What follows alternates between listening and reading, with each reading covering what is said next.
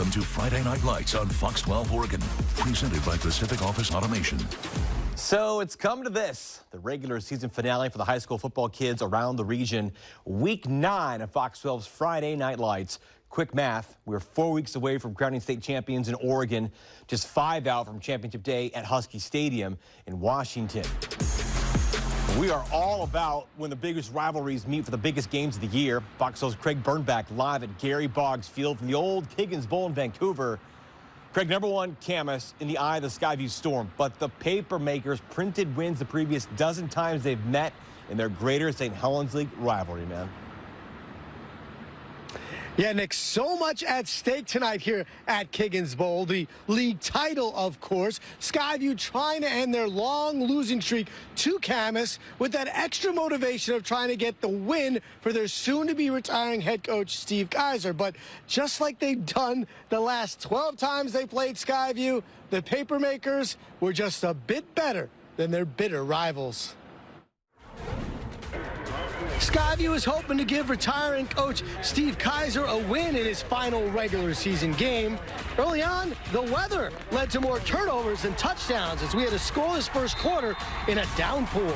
Second quarter, Camas' offense crashes the party as Titan Brody flashes in for 6, and it was 10-0 Papermakers at the half. Second half, Titan would strike again as Brody loves that left side. And just like that, it was 17-7 Camas after 3. But Skyview would make this a game as Doogie Poindexter finds Torrin Baker, and we had a nail-biter. It was 17-14 late. Huge play here, though. Under 5 minutes to play. It's 4th and 16 when Jake Davidson somehow, someway finds Jack McDonald, who somehow, someway comes down with it for the first down. A couple plays later, Bo Harlan ices it and lets you know that Camas has won the game 24-14, and they've won the league with a perfect regular season. This has got to feel good. It's definitely good, just for our senior season, man. I want to thank my own line, thank Coach Matt. I want to congratulate Coach Matt on the first undefeated regular season at Camas High School. Thank you. It wasn't an easy game. No. First quarter was a little sloppy. What'd you guys do to kind of shift into that second gear? Honestly, like that's just what it is. I think that we were playing a little slow. It was a little cold out, a little bit of rain, but hey, it's Washington. We got to play with those conditions. And so once we adjusted to that, it was just nothing but rolling from there. All right, so Camas heads to the playoffs undefeated. Not a bad first season at the helm for head coach Adam Matheson. As for Skyview, they'll also head to the playoffs, trying to get as many wins as possible for their soon-to-be retiring head coach in Steve Kaiser. Live from Higgins Bowl in beautiful Vancouver, Washington, Craig Burnback, Friday Night Lights. How about that title night in the 2A Greater St. Helens League? 7th-ranked Ridgefield, unblemished record coming in on the road at Beaver Stadium in Woodland. The Beavs also unbeaten in the GSHL, out for it all on senior night from the Dam. These two played for the same stakes last fall this same weekend.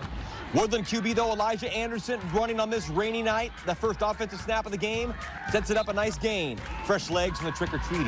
Anderson would then nod away for a TD, trying to reach back for that trophy. Ridgefield also trying to show some rush with the Spudders on a sweep to Noah Stromberg. Till that soil, move those sticks. Well, Anderson ripping it up, going wild up and down the field, left to right, inside the red zone. And from there, Anderson would then find the end zone yet again. 14-7 Woodland. The Beavs celebrate back-to-back league crowns now. 14-7 the final. The WIAA playoffs incoming now for both sides. Back to Oregon, another league title on the line. Pair of unbeaten teams from Sprague High. 2-7 a year ago. The Olympians 8-0, hosting 8-0 Sheldon out of Eugene. How about Ducati Witherspoon, 6'4", 210 senior, that slinger, 77% completion number on the year, connects with Alex Hicks, first down. Kenya Johnson, league leader in rushing yards. Here's a 3-yard score. Bet the party started on a night when the 2004 state champs were honored. 20 years goes by quick, boys. The kids, though, from Eugene, winning games almost by 50 points per time. Running clocks, too. Kelson Speary, 68 yards. Carrot Cato, game tied at 7. More of that in store for the Irish. Speary, Brody Thomas, mark this down for 50 yards. They scored ensuing touchdowns of 35 and 28 on the run, and then tacked on a pair again through the air. Speary and Cato twice more. 52-7 in favor of Sheldon. Champs of Special District 1, the Olympians should be in the new 12-team 6A open bracket. Sheldon joins Lake O and Central Catholic with perfect regular seasons. Two of the top three in the OSAA rankings on the stage, the battle for the Lake.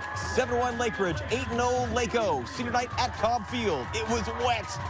Both playing for a ticket to the new 12-team 6A open playoff. Third quarter, Lakers up 14-3. Ring the bell. Bam, bam. The junior tailback, LaMarcus Bell, breaks the plane in style, jumping over the defender. 21-3. Pacers, not the ones that just roll over. And Sue Sano, don't you know? The UW Husky commit. Scampers to the corner. It's 21-10. Fourth quarter, those Powder Blues reeling them in. Drew Weiler, lefty looper, Zion Floyd. Set your eyes to Zion, and a 9-yard score is 21-18. Things getting hairy by the lake. Bell back on the oars. LaMarcus slams into a wall, but there's no denying the Laker superstar. You drive them, you drive all of them. Push the pile. Raise your hands, Mr. Official. That's a team TD. 7 yards, 7 points, anchors down. 28-18 in the end to own the Lake. The TRL title is hooked by the Lakers. It feels good. We haven't won in 2 years in a row. It was an amazing feeling. We wanted this game bad and we got it done.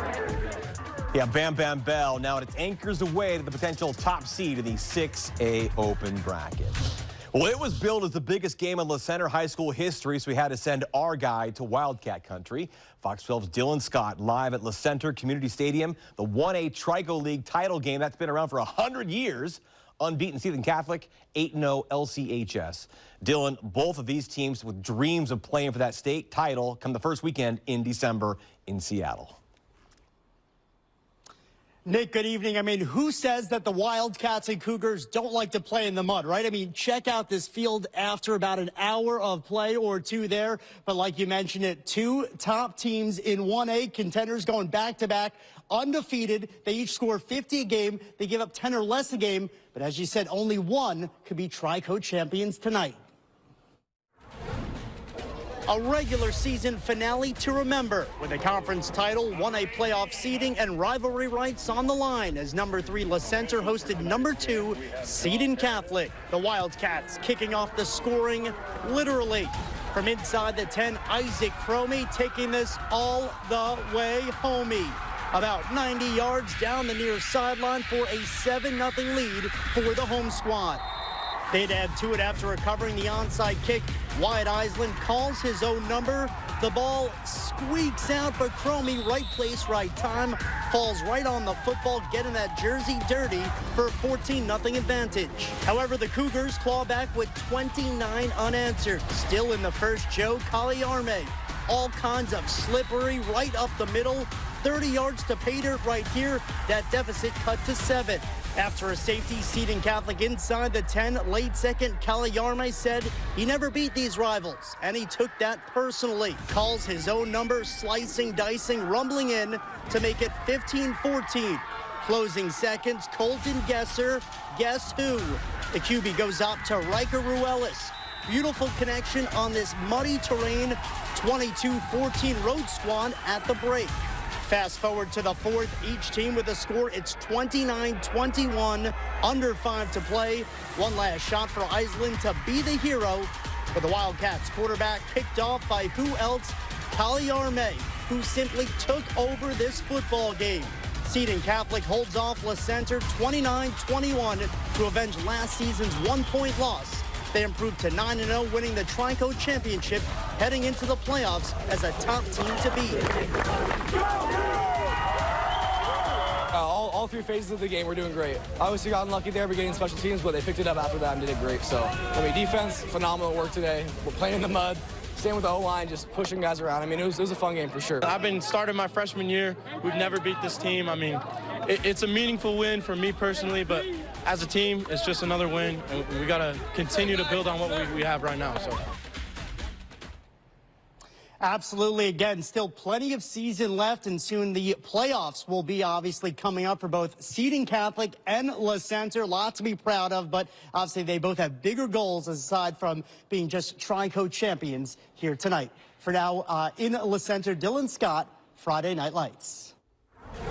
Dillon didn't have a little bit of lick of mud on him at all. What's good in the neighborhood? One of the younger 6A rivalries, Clackamas on the road at nearby Adrian C. Nelson of Happy Valley, the Battle of the Valley. A pair of Mount Hood Conference clubs, both 6-2. Slow start in the first half, but Nelson on the board first after a botched punt leads to a safety. You don't see that every day, but you do on wet days. Cavs definitely gave Nelson a tough time in the first quarter. A stop here on the 1-yard line. Hawks unable to put any points on the board in that possession. The rain really started coming down in the second quarter. They would get one, though, the Cavaliers would. Dylan Brower floats it up. Lincoln Ross stretch out for the Cavs. Touchdown. Hawks extremely quick, though, to respond. A great punt return sets up Corbin Crossland. Nice rushing touchdown on the first play of that possession. Second half, they dominate on both sides of the ball. Avery Durdal hauled in by Noah Boria. Toe tap, double coverage. That's a great touchdown in front of my guy, Liam Kinney. After the third quarter, the Hawks unstoppable. That force. Nelson, Rowan Gander, get on in. 37-7 the final. They get second in the MHC behind the 9-0 defending state champs from Central Catholic. That might just earn them a top 12 spot in that 6A open bracket. How about the longest running rivalry west of the Mississippi? The 103rd Battle for the Bridge. West Lynn, Oregon City. Second place against sixth place in the Three Rivers League. Pioneers place of Memorial Stadium.